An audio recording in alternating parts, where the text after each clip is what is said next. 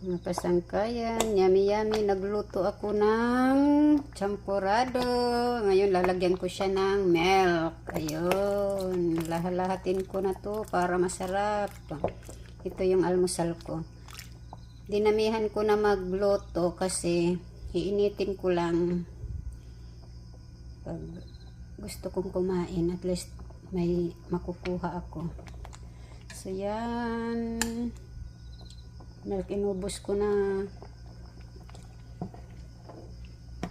Hukayin natin. Hukayin.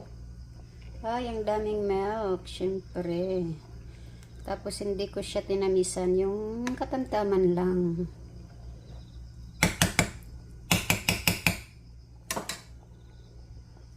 Pakuluin natin. So yan, kumukulo-kulo na siya. Plok. So, malapit ng